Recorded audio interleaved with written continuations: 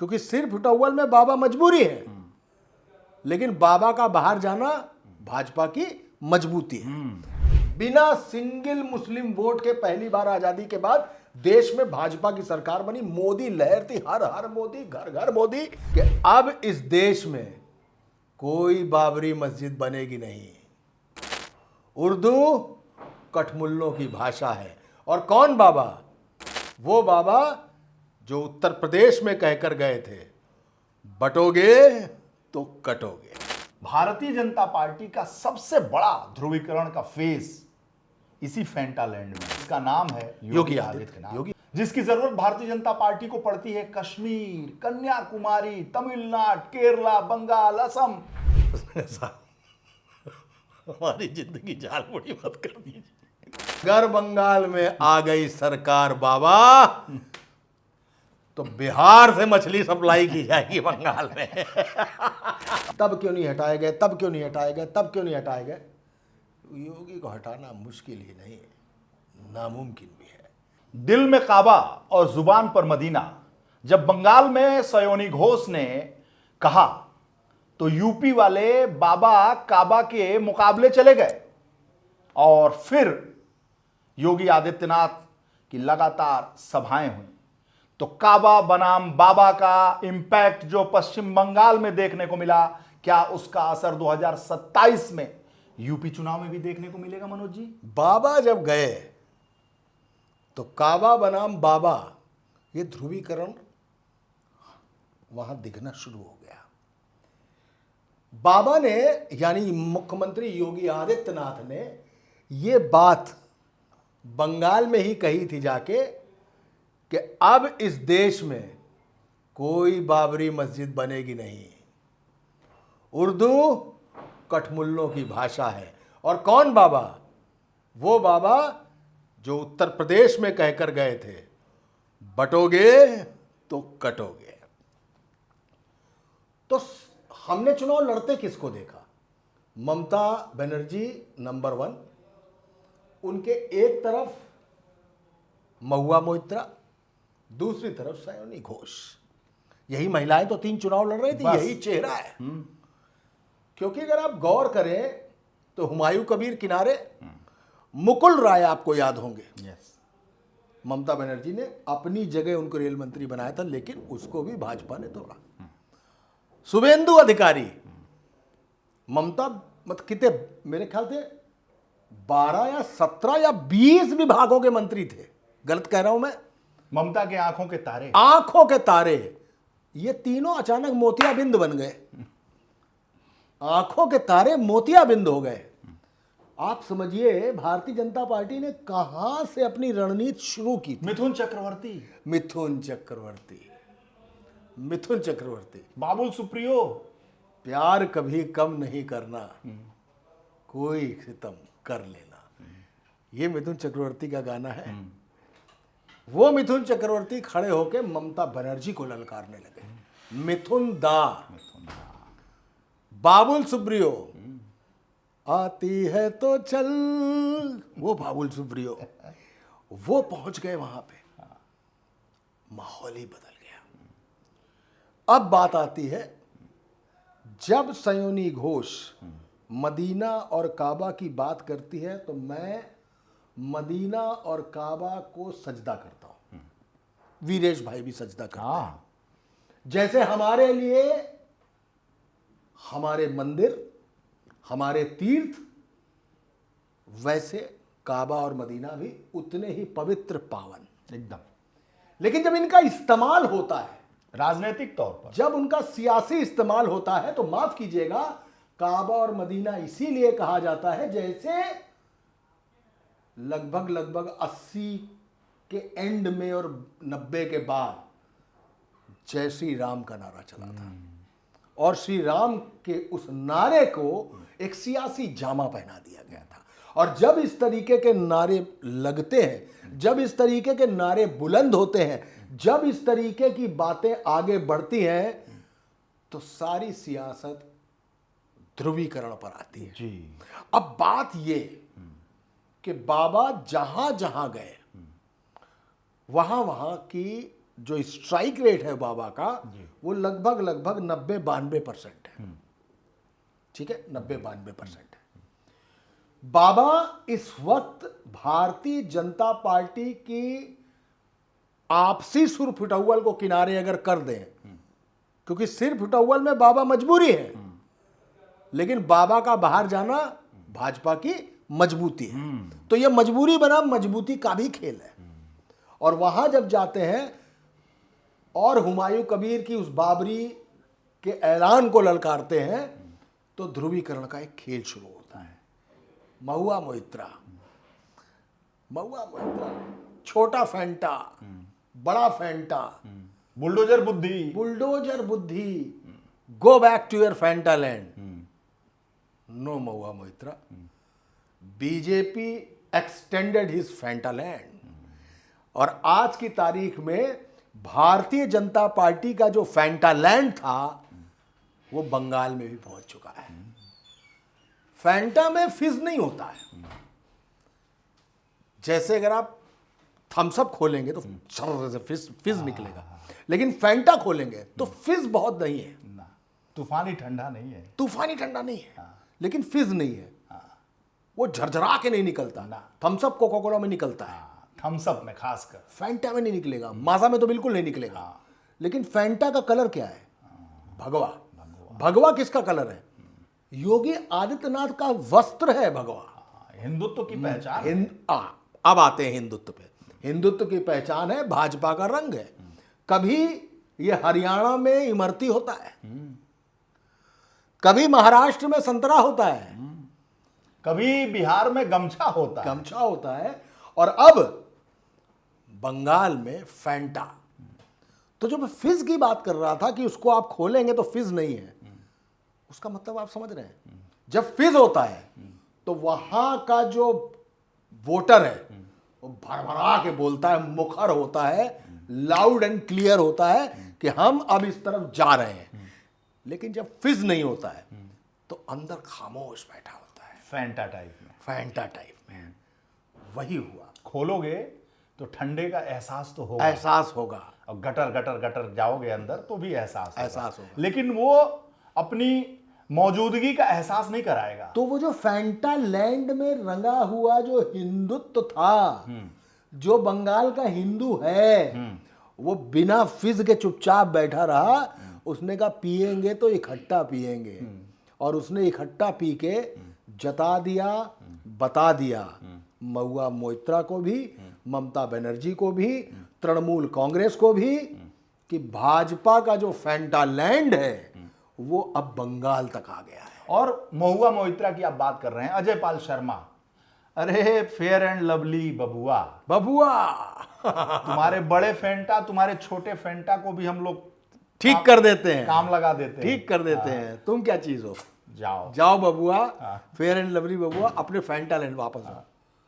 योगी आदित्यनाथ के लिए कहा कि जिनको यही नहीं मालूम है कि तुम मुझे खून दो मैं तुम्हें आजादी दूंगा, ये विवेकानंद जी ने नहीं कहा था, ये तो सुभाष चंद्र बोस ने कहा था। इसका मजाक उड़ा था।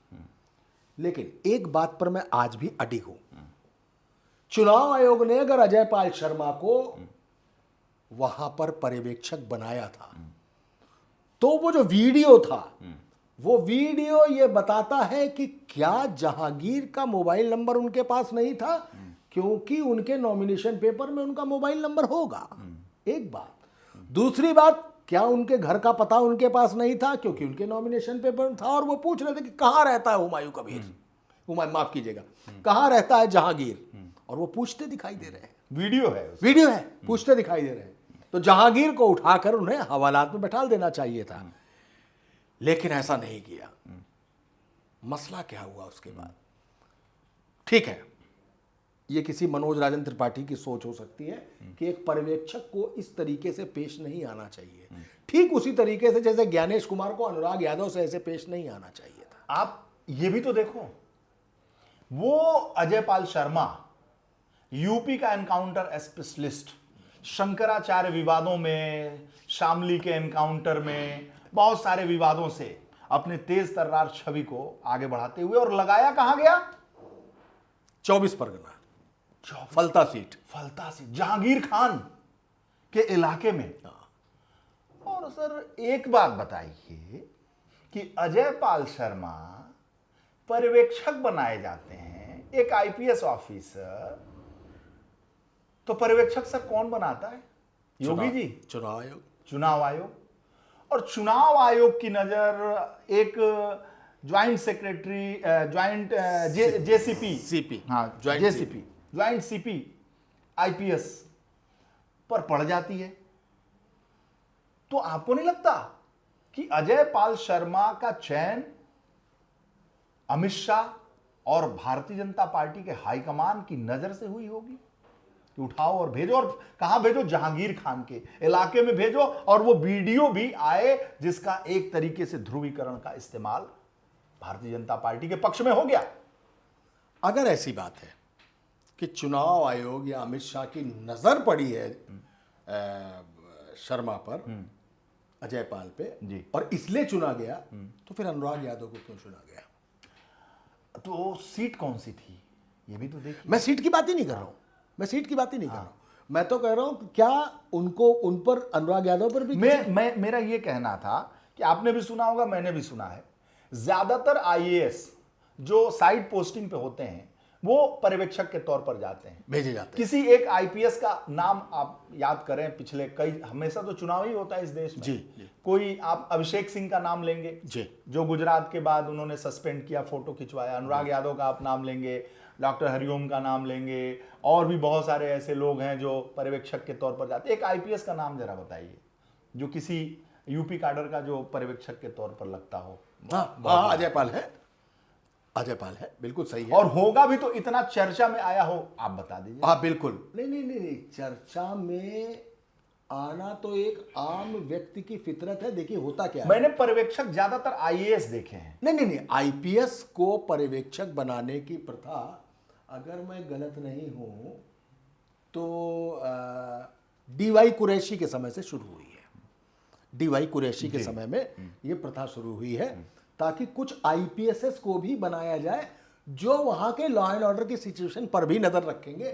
लेकिन मेरा कहने का मतलब है कि जिस जिले के वो पर्यवेक्षक बनाए गए होंगे, जिस सीट पर बनाए गए होंगे, वहां का डीएम ही पीठासीन अधिकारी होता है।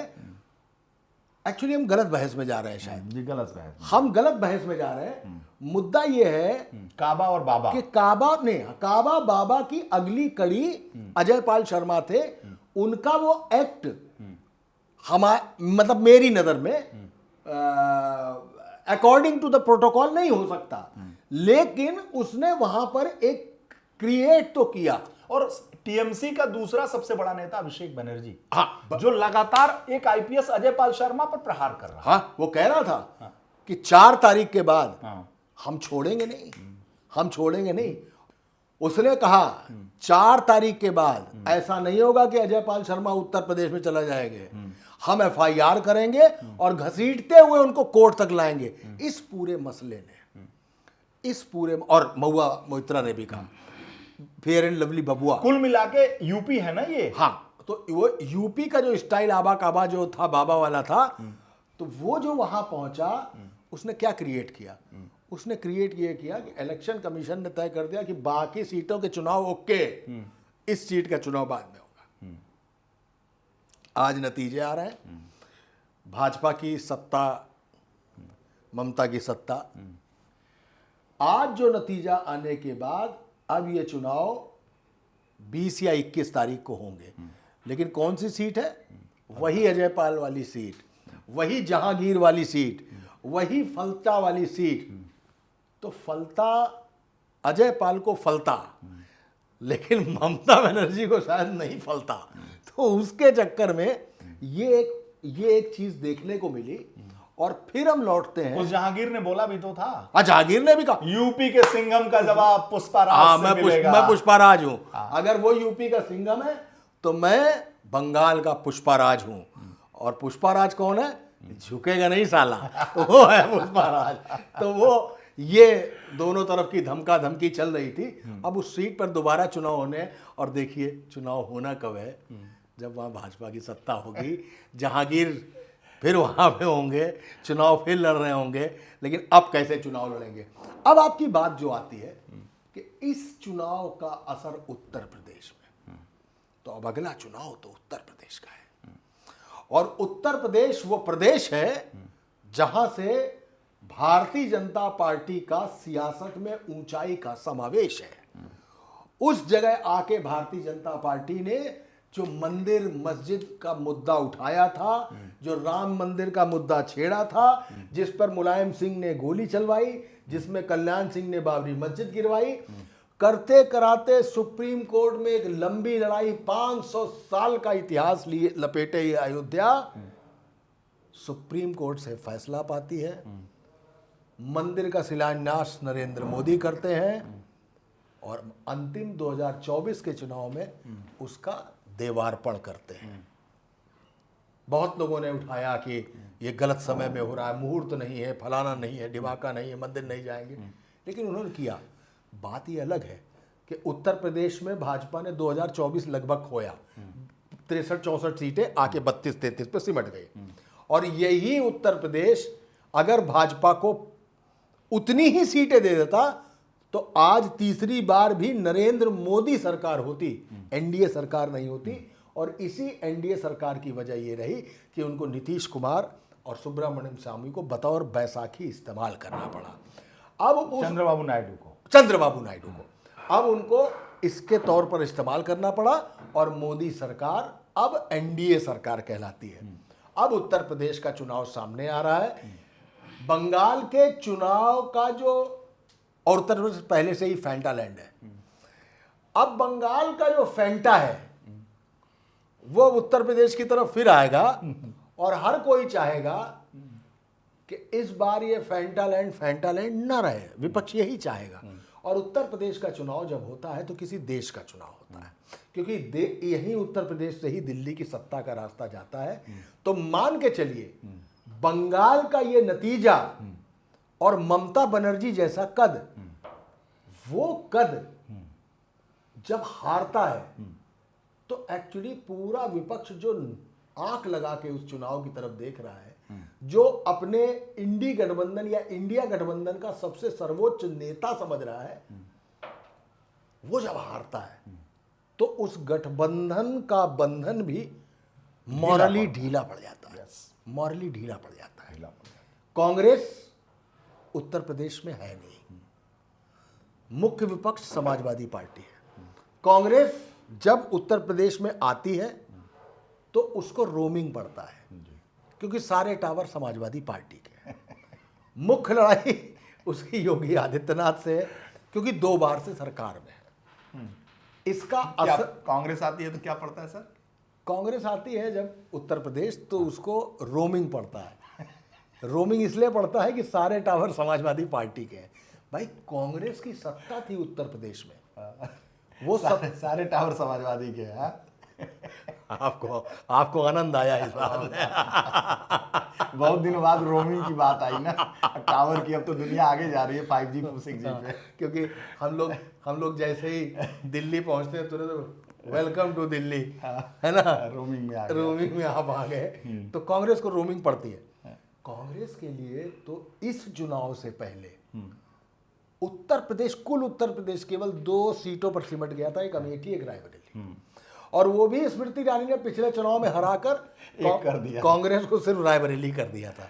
लेकिन इस बार स्मृति ईरानी को हराकर कांग्रेस को ऐसा लगने लगा कि पूरा उत्तर प्रदेश फिर उनके पास आ गया। आप एक बात समझ रहे हैं, असम, केरला, बंगाल, पुडुचेरी,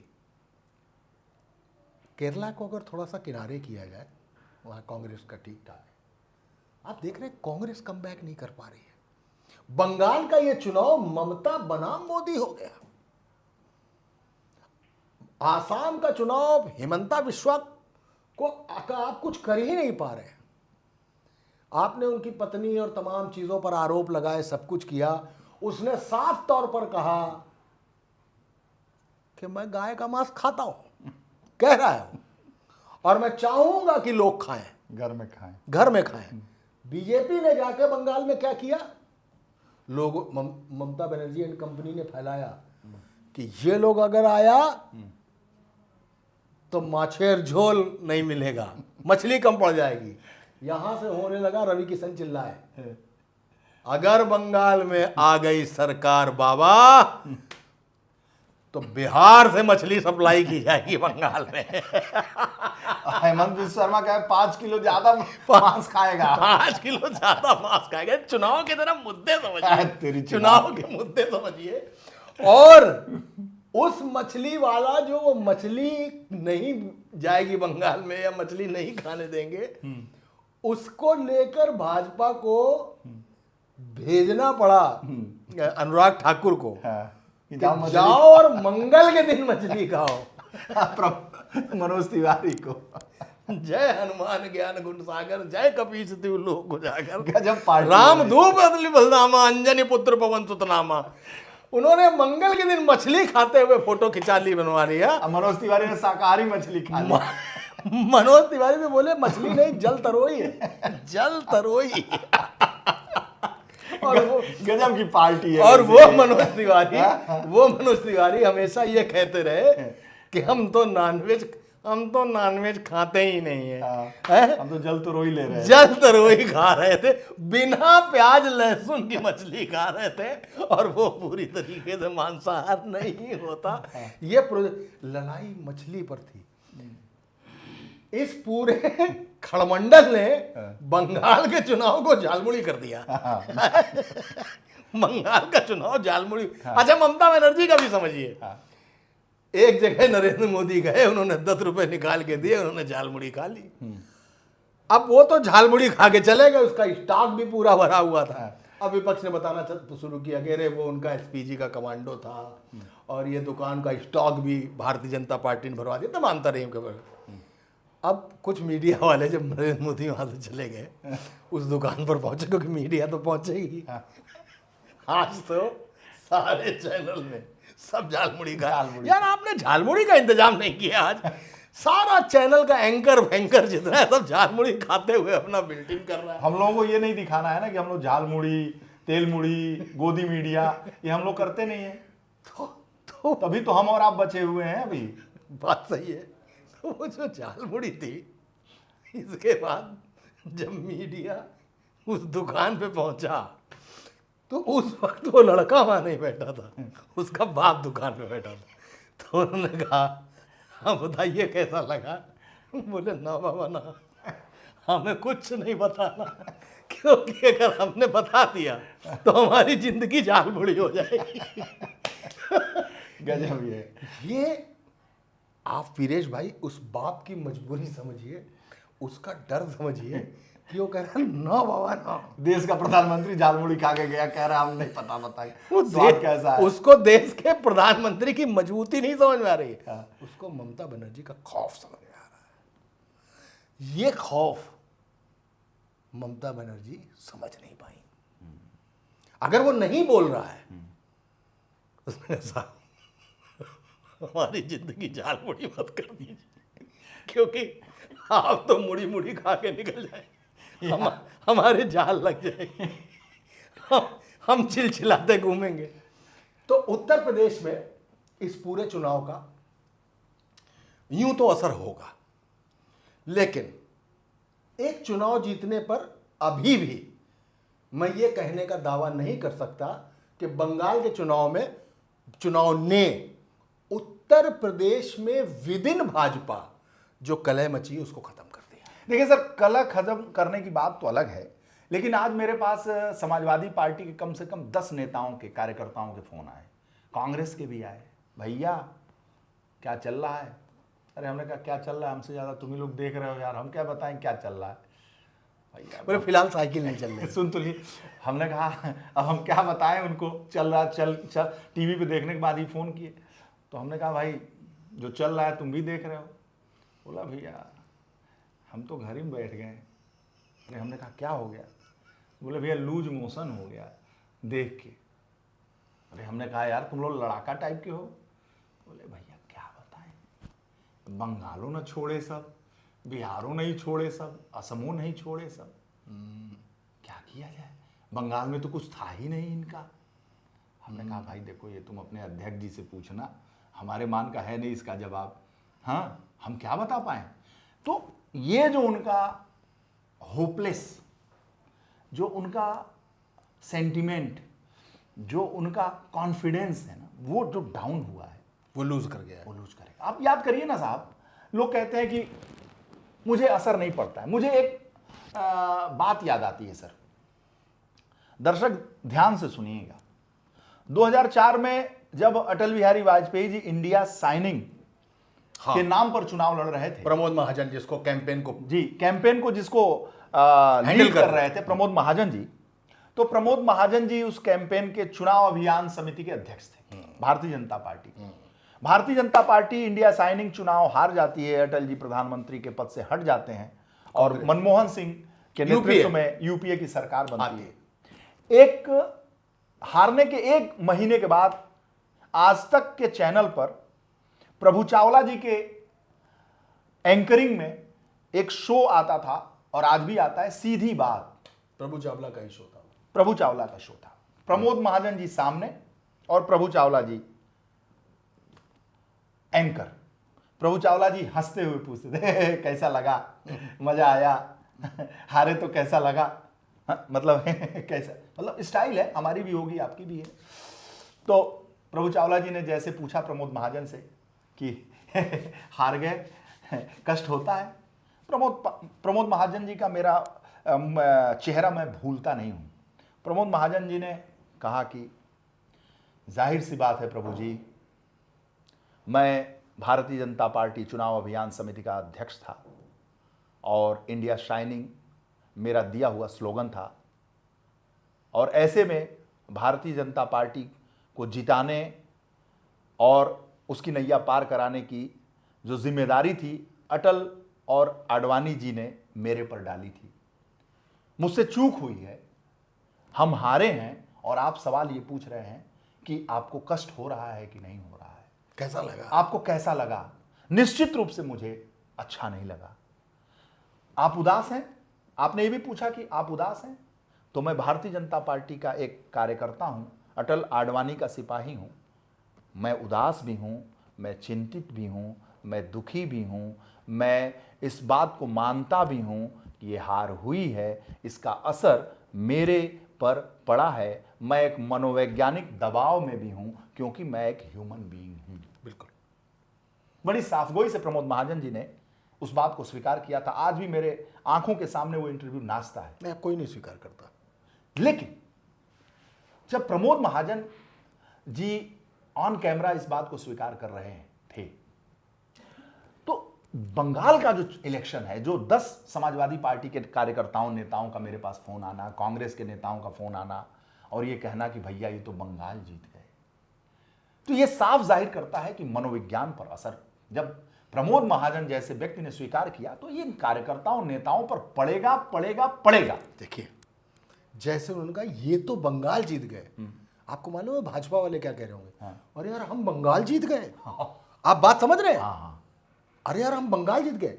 मैं फिर कह रहा हूं 2014 से ज्यादा हाइप्ड चुनाव था ये। और भारतीय जनता पार्टी, अगर आप याद करिए 2014 में, तो बिल्कुल साफ था कि 2G 4G कोलगेट CWG ये सारे स्कैम के बाद अन्ना के आंदोलन में बाबा रामदेव का ये कहना कि नोट केवल 100 के चलने चाहिए, एक मॉब निकल पड़ा अपने घरों से और उसका पूरा फायदा कांग्रेस भ्रष्टाचार में फंस चुकी थी और उसका पूरा फायदा भारतीय जनता पार्टी ने लिया। बिना सिंगल मुस्लिम वोट के पहली बार आजादी के बाद देश में भाजपा की सरकार बनी। मोदी लहर थी, हर हर मोदी, घर घर मोदी। लोग मोदी का नाम नहीं जानते थे, कोई मोती कहता था, कोई मोदिया कहता था, लेकिन वो असर था कि चुनाव जीतेंगे। तब उस चुनाव को लीजिए और इस चुनाव को लीजिए कि इस चुनाव में मोदी की लहर छीड़ पड़ चुकी है, बावजूद इसके उनकी आंखों में एक कांटा हमेशा रहा। वो कांटा था बंगाल, वो कांटा थी ममता बनर्जी, लेकिन नहीं हो पा रहा था। तो वही उन्होंने कहा भैया ये तो बंगाल जीत गए। आज भाजपा का पदाधिकारी होगा भैया हम बंगाल जीत गए। अब पूछ तो रहे दोनों डिप्टी सीएम पूछ रहे हैं झाल मुड़ी खाएंगे अखिलेश जी। आपने कहा ना कि वो कॉन्फिडेंस लूज कर गए। आपने ये भी कहा कि वो जो कॉन्फिडेंस लूज किए वो मोशन बन के लूज मोशन में निकल गए। अब ये भी नहीं है कि आप फैंटा में नमक मिलाकर पिए तो आपको हाइड्रेट करेगा, क्योंकि वो तो फैंटा कलर का है। तो आप पिएंगे अमिया का पना, क्योंकि अमिया ही हरी है। तो इस फैंटा और अमिया का असर आपको समझना पड़ेगा। अगर वो रंग में किसी को फंसा रहे हैं और आप भी उसका एक विपरीत रंग चुन रहे हैं, तो आपको ये तय करना पड़ेगा, ये देश सतरंगी समाज है, हर रंग को साथ में लेके चलना पड़ेगा।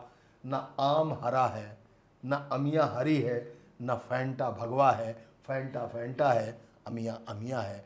इस रंग को जब तक पॉलिटिक्स खत्म नहीं होगी, तब तक बंगाल जैसा ध्रुवीकरण, तब तक उत्तर प्रदेश जैसा ध्रुवीकरण होता है और होता रहेगा। क्योंकि भारतीय जनता पार्टी का सबसे बड़ा ध्रुवीकरण का फेस इसी फैंटा लैंड में है। हाँ है, यस, इस जिसका नाम है योगी आदित्यनाथ। जिसकी जरूरत भारतीय जनता पार्टी को पड़ती है कश्मीर, कन्याकुमारी, तमिलनाडु, केरला, बंगाल, असम, त्रिपुरा, और उसके यहां तो खुद चुनाव है, खुद मुख्यमंत्री है भाई। हाँ, उनको तो अपनी सरकार बचानी। वो तो खुद के मुख्यमंत्री हैं। हाँ, आपको क्या लगता है जो 2024 में और 10 साल की सरकार रहेगी उनकी। हाँ, 2024 का जो चुनाव हारे हैं, हाँ? उसका मुख्य जिम्मेदार कौन माना जाता होगा?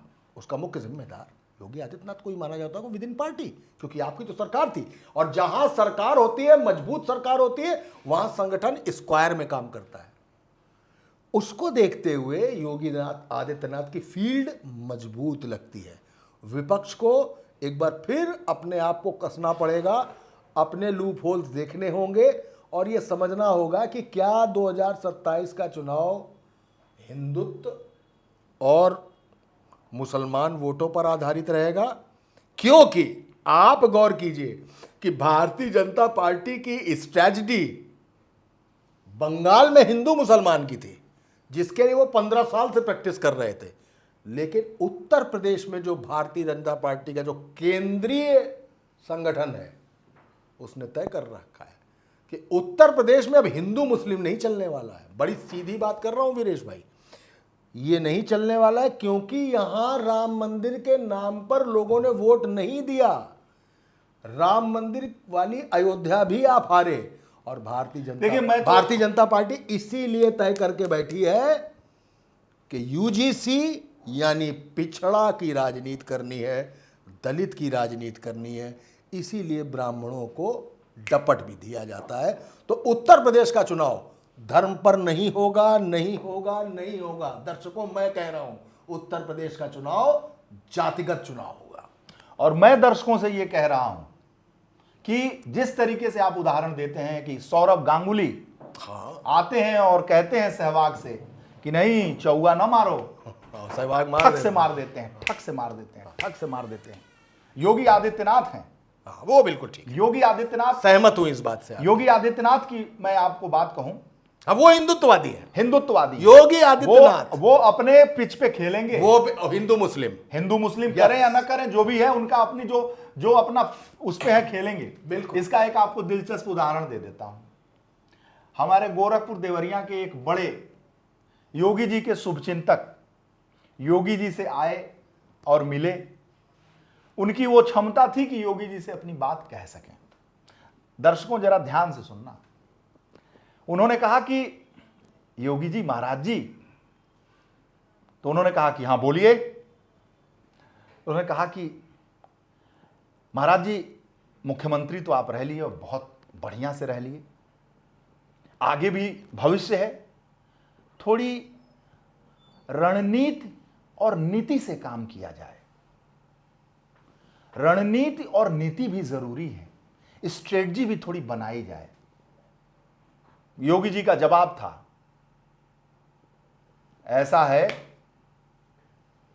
कि मैं इन सब विषयों पर भरोसा नहीं करता, मैं अपने पराक्रम पर भरोसा करता हूं।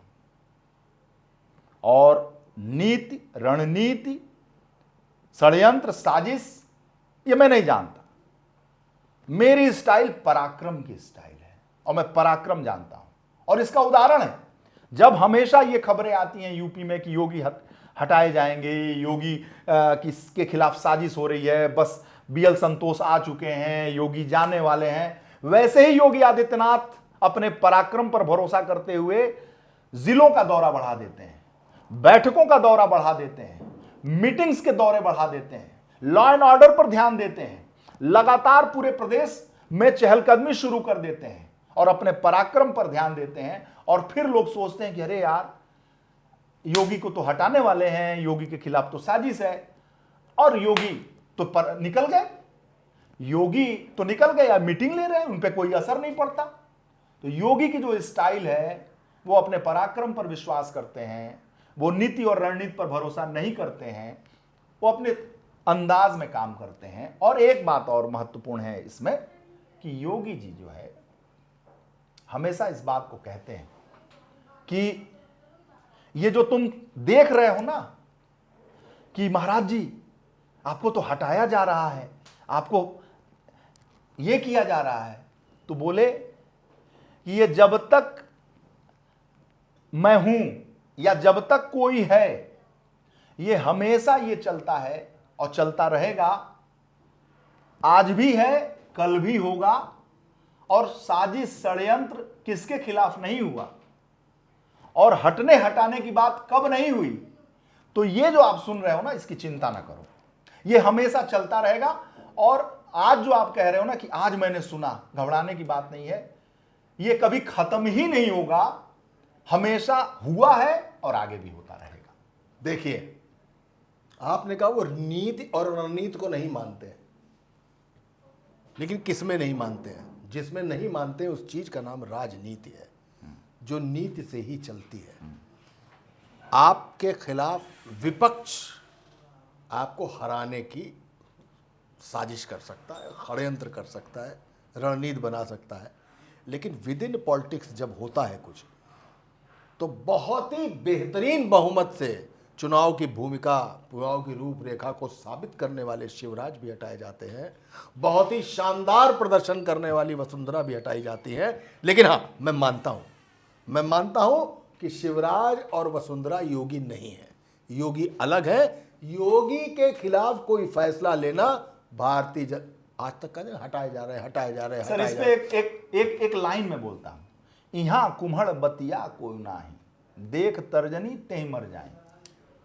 कभी कभी मुझे कल्याण सिंह भी याद आते हैं। फिर ऐसे कल्याण सिंह ने तो एक्सीडेंट कर लिया ना सर। हाँ, कल्याण सिंह भी याद आते आप हैं। जब लोग उदाहरण दे देते हैं कि कल्याण सिंह भी ऐसे हुआ, अब सब मत बुलवाइए, आपको भी पता है, देश को पता है, दुनिया को भी पता है। ठीक है, उसके पहले एक्सीडेंट हो चुका था। मैं कह रहा हूं, योगी जी के साथ अभी एक्सीडेंट। मैं कह रहा हूं कि अगर ये खबरें आती कहां से हैं, विद इन पार्टी तो आती हैं, तो ये जो बात आती ना, अब हटाए जाएंगे, ये पार्टी से ही खबरें आती हैं। और जानते हैं तब क्यों नहीं हटाए गए? योगी को हटाना मुश्किल ही नहीं, नामुमकिन भी है। और दलित और पिछड़े की राजनीति, भले ही भारतीय जनता पार्टी अगला चुनाव लड़े, उस पर योगी आदित्यनाथ का अपना स्टाइल ऑफ पॉलिटिक्स वही है, भगवा हिंदुत्व और पराक्रम।